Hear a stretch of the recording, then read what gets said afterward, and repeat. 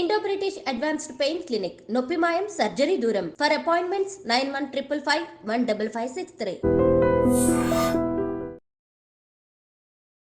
నమస్కారం, welcome to I dream. ధర్మ మార్గం విత్ విజిత కార్యక్రమానికి స్వాగతం.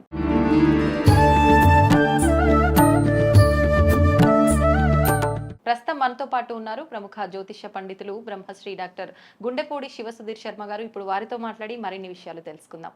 నమస్తే అండి. శ్రీమాత్రే నమః. శ్రీ గురుభ్యో నమః. అమావాస్య అనగానే ప్రతి ఒక్కరు కూడా ఒక నెగిటివ్ ఆలోచనలోకి వెళ్ళిపోతుంటారు. నిజంగా అసలు అమావాస్యని మనం మంచిగా ఉపయోగించుకోవాలి అని అంటే ఎలా ఉపయోగించుకోవచ్చు?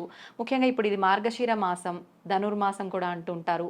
ఇప్పుడు వచ్చే అమావాస్యకి ఏదైనా విశిష్టత ఉందా? ఒక పితృదేవతల కోసమే కాకుండా దేవత ఆరాధన కోసం కూడా ఉపయోగించుకునే అవకాశం ఉందా? తెలియజేయండి. చాలా మంచిదనమ్మా. మనం మాసాలు చెప్పుకునేటప్పుడు 4 మాసాలు అంతకుముందు చాలాసార్లు చెప్పుకుంటున్నాం. ఆఖామావై అని, ఆషాఢ మాసం, కార్తీక మాసం, వైశాఖ మాసం, మాఘమాసం అని. అలాగే కృష్ణ పరమాత్మ భగవద్గీతలో మాసానాం మార్గశీర్షోహం అని చెప్తుంటారు. మాసాలలో మార్గశిర మాసాన్ని నేనే అని చెప్తారు ఆయన. అంత పవిత్రమైనటువంటి, అంత శక్తివంతమైనటువంటి మాసం. నిజంగా మనం అంతకుముందు చెప్పుకుంటుంటాం, ప్రతి పౌర్ణానికి ఒక నక్షత్రం వస్తుంది, ఆ నక్షత్రాన్ని బట్టి మాసం పేరు మారుతూ ఉంటుందని. ఈ మార్గశిర మాసానికి మృగశిర నక్షత్రం పౌర్ణమి రోజున వచ్చింది కాబట్టి ఈ మాసానికి మార్గశిర మాసం అని చెప్పి పిలుస్తుంటాం. మార్గశిరము అంటే మార్గము అంటే దారి, శీర్షము శిరము అంటే ముఖము. అంటే మొట్టమొదటిగా దారి చూపించేటువంటి మార్గానికి ఉండేటువంటి మాసం పేరే ఈ మార్గశిర మాసానికి ఉండేటువంటి పేరు. దీనికి అధిపతి కుజుడు. ఈ మాసం మొత్తానికి అధిపతి కుజుడు అవుతాడు. ఇక్కడ అమావాస్య, మార్గశిర బహుళ అమావాస్య సోమవారం కలిసి వచ్చింది. సోమావతి అమావాస్య అని పిలుస్తూ ఉంటాం దాన్ని. సోమవారం అమావాస్యను కలిసి వస్తే ఇప్పుడు మనకి చాలా మందికి ఏంటి, మంగళవారం అమావాస్య, ఆదివారం అమావాస్య, ఆదివారం హస్త నక్షత్రం, ఆదివారం పుష్యమే నక్షత్రం, ఇట్లాంటివి కలిసి వచ్చినప్పుడు విశేషంగా చెప్పుకుంటూ ఉంటారు. వాటన్నిటికంటే కూడా ఇంకా పరమ పవిత్రమైన శక్తివంతమైనటువంటి ఒక అమావాస్య ఏదైనా ఉన్నది అంటే అది సోమావతి అమావాస్య. ఇక్కడ సోమావతి అంటే సోమవారం అమావాస్య వస్తే ప్రత్యేకత ఏమిటి అంటే, ఎప్పుడు ఎవ్వరూ కూడా సూర్య చంద్రుల్ని ఒకేసారి చూడలేము. సూర్యుడు వస్తే చంద్రుడు ఉండడు, చంద్రుడు వస్తే సూర్యుడు ఉండడు, అవునా? కానీ సోమావతి అమావాస్య రోజున ఇద్దరికీ సంబంధించినటువంటి రోజు. సోమవారం చంద్రుడు, అమావాస్య సూర్యుడు, ఇద్దరు రవిచంద్రుడు ఇద్దరికి తగినటువంటి రోజు, సంబంధించినటువంటి రోజు. అందున ఈ మార్గశిర మాసంలో వచ్చేటువంటి మాసానికి ఇందాక నేను మాసాధిపతి ఎవరని చెప్పాను? కుజుడు అని చెప్పాను. రవి చంద్ర కుజగ్రహాల అనుగ్రహం ఒక్కరోజు చేసేటువంటి పరిహారాలతో సరిపోతుంది. సూపర్. నిజంగా మరి ఎటువంటి వారు ఈ పరిహారాన్ని ఆచరించాలి? అసలు ఆ పరిహారం ఏంటి? ముఖ్యంగా రవికి పూజ చేస్తే ఆరోగ్యం భాస్కరాదిత్య అని చెప్పి మన శాస్త్రం చెబుతుంది. ఆరోగ్యాన్ని ఇచ్చేవాడు ఎవరు అంటే సూర్యుడు. చంద్రమా మనసే జాతః, మనఃకారకమైనటువంటి కష్టాలను తొలగించేవాళ్ళు ఎవరు అంటే చంద్రుడు. అలాగే శారీరకమైనటువంటి ఆరోగ్యంతో పాటు మానసికమైనటువంటి ఆనందంతో పాటుగా వివాహం, సంతానం, అలాగే వంశాభివృద్ధి, జ్ఞాపక శక్తి, సంపూర్ణమైనటువంటి రక్త సంబంధమైనటువంటి అనారోగ్యాలు, హృద్రోగాలు అంటే హృదయ రోగాలు, అలాగే మనకి ఎక్కువగా ఇప్పుడున్నటువంటి పరిస్థితుల్లో ఈ గ్యాస్ట్రిక్ ప్రాబ్లంతో చాలామంది ఫేస్ చేస్తున్నారు ఆ ప్రాబ్లంని. ఇలాంటివి, అలాగే బ్రెయిన్ స్ట్రోక్ సంబంధించినటువంటి అనారోగ్యాలు, ఇవన్నీ కూడా కుజుడు ఆధీనంలో ఉంటాయి. అంటే ఇక్కడ చూడండి, ఆర్థిక సమస్యలు తొలగిపోతాయి, రుణ సమస్యలు తొలగిపోతాయి, సంతానం బాగుంటుంది, సంతానం కలుగుతుంది, వివాహం కానిటువంటి వాళ్ళకి వివాహం అవుతుంది, దాంపత్య జీవితం ఆనందమయంగా లేనటువంటి వాళ్ళకి దాంపత్యంగా అన్యోన్య దాంపత్యం ఏర్పడుతుంది కుజుడు వల్ల. ఇన్ని కలుగుతున్నాయి. రవి చంద్ర కుజగ్రహాలు 3 ఒక్కసారి కలిసి అనుగ్రహిస్తే మనకు కావాల్సింది ఏముంటుంది? ఇంకా జీవితంలో అన్నీ వచ్చేసినట్టే, అవునా? ఇక్కడ ఈ అమావాస్య ఏదైతే ఉందో, మనం చాలాసార్లు పితృదేవతలు, పితృశాపాలు, స్త్రీ శాపాలు, దేవతా శాపాలు అని చెప్పి చెబుతూ ఉంటాం. దీంట్లో దేవతా శాపాలు అనేటువంటివి ఎక్కువగా ఏంటంటే, మన పూర్వీకులు కట్టించినటువంటి దేవాలయాలు ఎక్కడ కట్టించారో తెలియదు, ఏమైపోయినాయో తెలియదు, ఆ. వాటిని పట్టించుకోకుండా వదిలేసినటువంటి వంశ పరంపర ఉంటూ ఉంటుంది. ఓకే. నెక్స్ట్ జనరేషన్స్ ఉంటాయి, ఆ. గుడి కట్టించిన సంగతి మనకి తెలియదు. ఆ. ఇప్పుడు మన ఇంట్లో పిల్లవాళ్ళ ఆయన మనం దేవుణ్ణి చూస్తాం, అవును. అవునా? ఉమ్. కాబట్టి అక్కడ మన కుటుంబానికి సంబంధించినటువంటి ఒక దేవుడికి ఎక్కడా కూడాను ధూపదీప నైవేద్యాలు లేకుండా గుళ్ళు మూసివేయబడ్డాయి. ఓకే. ఆ విధంగా దేవతా శాపం వస్తుంది. ఉమ్. అలాగే గృహదేవత, ఇష్టదేవత, కులదేవత అని చెప్పి ముగ్గురు ఉంటారు. కులదేవత కులంలో ఎవరిని అడిగినా చెప్తారు. ఉమ్. ఇష్టదేవత అనేటువంటిది నా ఇష్టానికి నేను ఏ దేవుని కొలుచుకుంటాను, నా ఇష్టం అది. ఉమ్. అలాగే గృహదేవత అనేటువంటి ఆరాధన ఒకటి ఉంటుంది. అందుకని చూడండి, మనం ఏ పూజ చేసినా గృహదేవత ఆరాధన చేస్తాం. అవును. కలవు వెంకట నాయక అనేటువంటి శక్తి ఉంది కాబట్టి వెంకటేశ్వర స్వామి వారికి ఎక్కువగా కలియుగంలో అందరూ పూజ చేస్తూ ఉంటారు, ఏ పూజ చేసినా. అవును. కానీ ప్రతి గృహానికి ఒక భగవంతుడు ఉంటాడు. ఉమ్. కొంతమందికి రేణుగా ఎల్లమ్మ ఉండొచ్చు, అవును. కొంతమంది కట్టమైసం ఉండొచ్చు, కొంతమంది గ్రామ పోచమ్మ దేవతలు ఉండొచ్చు. ఉంటారు. గ్రామదేవత అంటే ఇంట్లో వీళ్ళు ఇంట్లో చేసుకుంటూ ఉంటారు. ఓకే. అలాగే వీరభద్రుడు ఉండొచ్చు, అలాగే మల్లన్న ఉండొచ్చు, నరసింహస్వామి ఉండొచ్చు, సుబ్రహ్మణ్యేశ్వర స్వామి వారు కావచ్చు, శివుడు కావచ్చు. ఒక్కొక్కరికి ఒక్కొక్క గృహదేవత తప్పనిసరిగా ఉంటుంది. మరి ఇప్పుడు పెద్దవాళ్ళు చెప్తేనే ఉంది అని మనకు తెలుస్తుంది. చెప్పని పక్షంలో మనం తెలుసుకునే అదే అవకాశం ఉందా? చెప్తున్నాను. ఇది ముఖ్యంగా ఈ గృహదేవత ఆరాధన కొంతమంది మధ్యలోనే వదిలేసినటువంటి వాళ్ళు ఉంటారు. తద్వారా కూడా దేవతా శాపాలు వస్తాయి.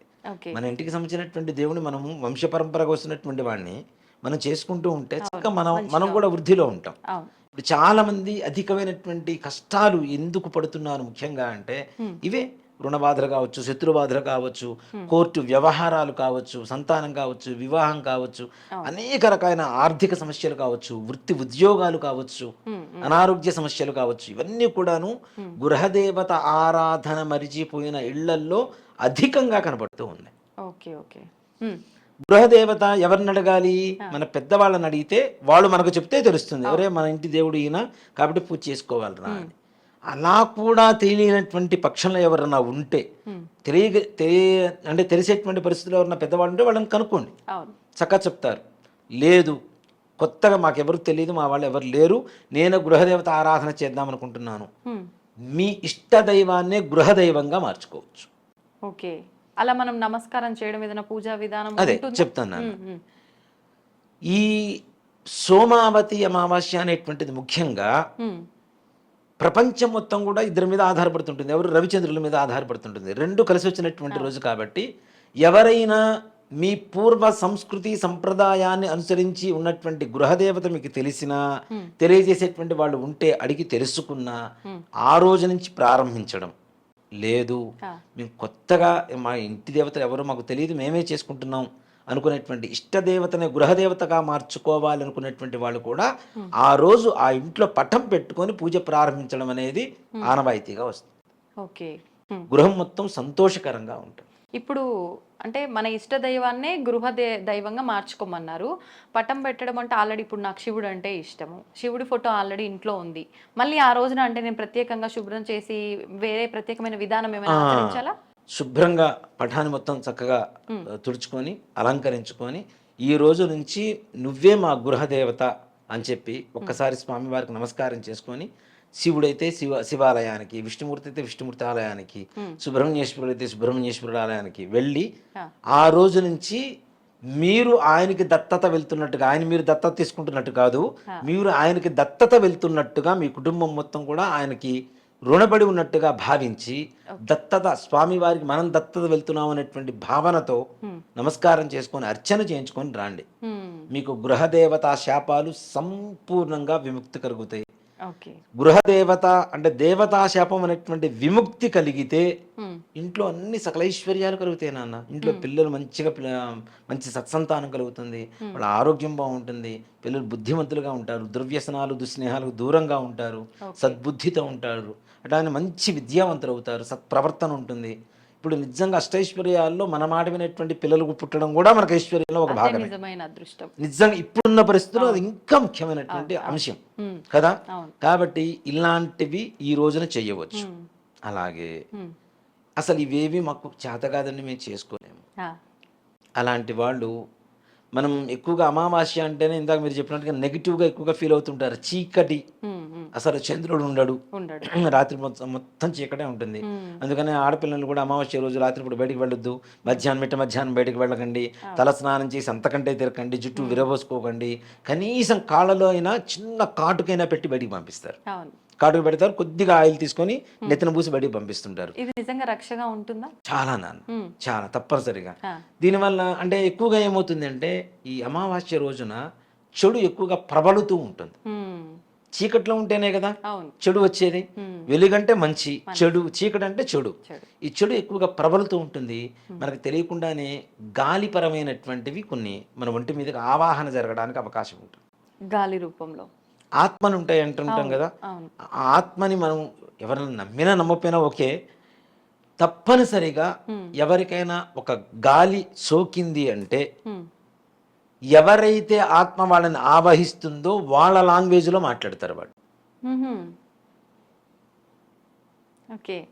ఇటీవల ఇట్లా సబ్జెక్ట్స్తో కొన్ని సినిమాలు కూడా వచ్చినాయి. ఓ మాట చెప్పాలి అంటే, అవునా, వాళ్ళ ఊరు పేరు, వాళ్ళ అడ్రస్సు, తర్వాత వాళ్ళకు ఉండేటువంటి లాంగ్వేజ్, హిందీ లాంగ్వేజ్ అనుకుందాం, హిందీలోనే మాట్లాడుతుంటారు. వీళ్ళకి ఏమీ రాదు అంతకుముందు అసలు హిందీ, కానీ హిందీలో మాట్లాడుతుంటారు. ఉర్దూలో మాట్లాడుతుంటారు, ఇంగ్లీష్లో మాట్లాడుతూ ఉంటారు. అవునా? సో ఇలాంటివి జరగడానికి కూడా అవకాశాలు ఉంటాయి. కాబట్టి ఆ రకమైనటువంటి బాధలు కానీ మనకు తెలియకుండానే కొంతమంది శత్రువులు ఉంటారు, మనసులో తిట్టుకుంటూ ఉంటారు, ఎదుటి వాళ్ళ మీద ఇంకా వెక్కబోయడానికి బయటికి కక్కలేక లోపల మింగలేక బాధపడేటువంటి వాళ్ళు చాలామంది ఉంటారు.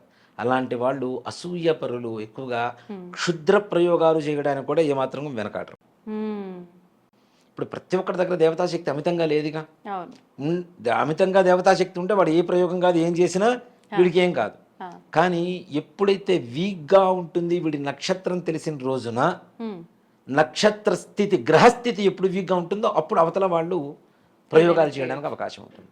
ఇప్పుడు సన్నగా ఉన్నవాడిని ఒక దెబ్బ కొడితే కింద పడిపోతాడు అన్న, లావుగా ఉన్నవాడిని ఒక దెబ్బ కొడితే కింద పడతాడు, పడ్డగా 10 దెబ్బలు కొడతాడు, 11 దెబ్బకి విసుగు పుట్టేసి వదిలేస్తాడు. కానీ ఇక్కడ ఎప్పుడైతే గ్రహస్థితి వీక్గా ఉందో అప్పుడు నక్షత్రం తెలిస్తే రాశి తెలుస్తుంది, రాశి ప్రకారం గ్రహస్థితి ఎప్పుడు వీక్గా ఉందో తెలుస్తుంది, అయిపోయాయి. నక్షత్రాల ద్వారా కూడా చేస్తారైతే. అందుకనే ముఖ్యంగా మన తెలంగాణలో జన్మ నక్షత్రం బయట పెట్టరు, జన్మనామం బయట పెట్టరు, వ్యవహార నామం మాత్రమే చదువుతూ ఉంటాం మనం. అవునా? జన్మనామం ఎందుకు బయట పెట్టరు? జన్మనామం తెలిస్తే నక్షత్రం తెలుస్తుంది, నక్షత్రం తెలిస్తే రాశి తెలుస్తుంది, రాశి తెలిస్తే గ్రహస్థితి తెలుస్తుంది. గ్రహస్థితి ఎప్పుడు వీక్గా ఉందో అప్పుడు దెబ్బ కొడితే వాడు కింద పడిపోతాడు. వాడి మీద బాణామతి, చిల్లంకులు, అనేక రకాలైనటువంటి దరిద్రపోటు ప్రయోగాలన్నీ చేస్తూ ఉంటారు. ఇలాంటి ప్రయోగాలు చేసేటువంటి వాళ్ళ ఉద్దేశం ఎవరికన్నా ఉన్నా, మన మీద చేసిన అలాంటివి కూడా సొక్కకుండా ఉండేందుకు, అలాగే ముఖ్యంగా మనము గ్రామంలో ఉంటున్నామంటే గ్రామ దేవత అనుగ్రహం పరిపూర్ణంగా మనకు కావాలి తప్పనిసరిగా. అలాంటి గ్రామ దేవత శక్తిని ఇంకాస్త ఇముడీకృతం చేసి, ఇంకాస్త శక్తివంతంగా తయారు చేసి, ఆ శక్తిని మన ఇంటి దాకా తెచ్చుకొని ఇలాంటి విషయాల ద్వారా వచ్చేటువంటి బాధల నుంచి నివృత్తి కలగడానికి కూడా అవకాశం ఈ యొక్క సోమావతి అమావాస్య బాగా కలుగజేస్తూ ఉంటుంది. ఎలా గ్రామదేవత ఆలయం ఉంది మన పొలిమేరలో, కట్టమైసమ్ము, మైసమ్ము, పోచమ్ము, గంగానమ్ము, అల్లూరు పోలేరమ్ము, ఏదో ఒక దేవత ఉంటుంది, అమ్మవారు ఉంటుంది. అక్కడ ఆ పూజారులు కూడా ఉండరు తొందరగా కదా. ఒక 27 నిమ్మకాయలు చక్కగా మాల గుచ్చుకోండి. ఇట్లాగా దారానికి పసుపు పోసి నిమ్మకాయ మాల గుచ్చుకొని చక్కగా గంధం పెట్టి కుంకుమతో బొట్టు పెట్టండి. ఒక 11 నిమ్మకాయలు తీసుకోండి విడిగా. ఇంట్లో పెరుగన్నం లేదా పాయసం, బియ్యంతో తయారు చేసిన పొంగలి, ఈ రెండిట్లో ఏది అవకాశం ఉంటే అది, కొబ్బరికాయ, అగరబత్తీలు, పసుపు, కుంకుమ ఇవి తీసుకొని వెళ్ళండి. కర్పూరం వెళ్ళి శుభ్రంగా విగ్రహాన్ని కడగండి, బొట్లు పెట్టండి. అవకాశం ఉంటే వస్త్రం సమర్పణ చేసుకుని వస్త్రం కట్టండి చక్కగా అమ్మవారికి. కట్టిన తర్వాత బొట్టు పెట్టిన తర్వాత ఈ నిమ్మకాయల మాల అమ్మవారికి సమర్పించండి. ఇంట్లోంచి పసుపు కుంకుమ తెచ్చుకున్నారు కదా, 2 మిక్స్ చేయండి. 2 కలిపితే బండారి అంటాం మనం. పసుపు కుంకుమ 2 మిక్స్ చేస్తే బండారి అంటాం అమ్మవారి దగ్గర. ఈ బండారితో అమ్మవారికి నిమ్మకాయలు మనం 11 తెచ్చుకున్నాం కదా, అవి తీసుకొచ్చి అమ్మవారి పాదాల ముందు పెట్టి మీకు ఇష్టమైనటువంటి అమ్మవారి అష్టోత్తరంతో ఆ నిమ్మకాయల మీద కుంకుమతో పూజ చేయండి. ఆ నిమ్మకాయలు ఇంకాస్త శక్తివంతంగా తయారవుతూ ఉంటాయి కదా. చక్కగా పూజ అంతా అయిపోయిన తర్వాత నైవేద్యం పెట్టి హారతి ఇచ్చేసి నిమ్మకాయలు తెచ్చుకొని ఇంటికి 11 తెచ్చేసుకోండి. ఒక 3 నిమ్మకాయలు చక్కగా ఇంటి ద్వారాన్ని కట్టండి. ఒక నిమ్మకాయ కట్ చేసి పసుపు కుంకుమ అద్ది అటోటి ఇటోటి గుమ్మం గడపకి ఇరు పక్కల పెట్టండి. ఉమ్, ఇంకో నిమ్మకాయ ఒక రాగి చెంబులో కొద్దిగా నీళ్లు పోసి పసుపు కుంకుమ ఉమ్, కొద్దిగా నల్ల నువ్వులు ఒక 4-5 మిరియాలు ఆహా, దాంట్లో వేసి ఈ నిమ్మకాయని వేసి ఇంట్లో ఈశాన్యం దిక్కున పెట్టండి. ఉమ్, అప్పటికి 5 నిమ్మకాయలు 5 అయిపోయినాయి. ఇంకా 6 నిమ్మకాయలు ఉంటాయి. అవును. వీటిల్లో ఒక ఇంట్లో ఎంతమంది అయితే ఉంటారో Hmm. అంతమంది నిమ్మకాయలు ఆ నిమ్మకాయలన్నీ కట్ చేసి చేసి. ఒక జ్యూస్ చేసుకొని అందరు తలా కొద్దిగా తాగండి. ఉమ్, శరీరం లోపలికి వెళ్ళిపోతుంది కదా, అవును. లోపల ఉండేటువంటి రోగాలు ఇట్లాంటివన్నీ కూడా వెళ్ళిపోతాయి. ఉమ్, అలాగే మిగిలిన నిమ్మకాయ ముక్కను ఏం చేయాలి, ఉమ్, ఆ నిమ్మకాయని మరుసటి రోజు ప్రొద్దున స్నానం చేసేటప్పుడు Hmm. తలకి పట్టించుకొని చక్కగా శుభ్రంగా స్నానం చేయండి. ఓకే. ఈ తలకెందుకని? అంటే ఇక్కడ శిరస్సులోనే ఉండేది కదా, మొత్తం ఉండేది అంతా కూడా బుర్రంతా అక్కడే ఉంటుంది కదా. అవునవును. కాబట్టి అంటే ఇక్కడ పట్టినటువంటి రోగాలు మొత్తం పోతున్నాయి, పోతున్నాయి. ఇక్కడ పట్టినటువంటి రోగం పోవాలంటే అది పట్టాలి గట్టిగా. ఉమ్, కాబట్టి ఆ నిమ్మకాయని చక్కగా తలగ పెట్టుకొని తల స్నానం చేయండి. ఉమ్, ఇంట్లో అంటే బయట తిరిగి వచ్చినటువంటి భూత ప్రేత పిశాచ బాధలు కానీ, ప్రయోగ బాధలు కానీ, గాలి ఇట్లాంటివి సోకటాలు కానీ ఏవి కూడా మన ఇంటి వైపు లోపలికి అడుగు పెట్టాలన్నా, మన ఇంటి వైపు కన్నెత్తి చూడాలన్నా భయపడి వెనక్కి వెళ్ళిపోతాయి. ఉమ్. ఇలా ఎన్ని రోజులకు ఒకసారి చేయొచ్చు అంటారు? ప్రతి అమావాస్యకి ప్రతి అమావాస్యకి. అలాంటిది సోమావతి అమావాస్యతో ప్రారంభించండి, ఆహా. ఇంకా బ్రహ్మాండం. ఓకే. మొత్తానికి నిజంగా మీరు చెప్పినట్టు ఎటువంటి సమస్య ఉన్న వారికైనా ఈ సోమావతి అమావాస్య చాలా ప్రత్యేకమైన రోజు అని చెప్పవచ్చు. సంజీవిని సంజీవని నిజంగానే. అన్ని ఆల్ మిక్స్ అంటారు కదా, అంతే కదా. అన్ని ఇబ్బందులకి ఎటువంటి ఇబ్బంది లేకపోయినా కూడా మనకు వచ్చే వాటికి కూడా ఇది ఒక మంచి అవకాశం నిర్మూలన, చెప్పుకోవచ్చు. సంతోషం అండి, చాలా మంచి విషయాలు తెలియజేశారు. ధన్యవాదాలు. శ్రీమాత్రే నమః. శ్రీ గురుభ్యో నమః.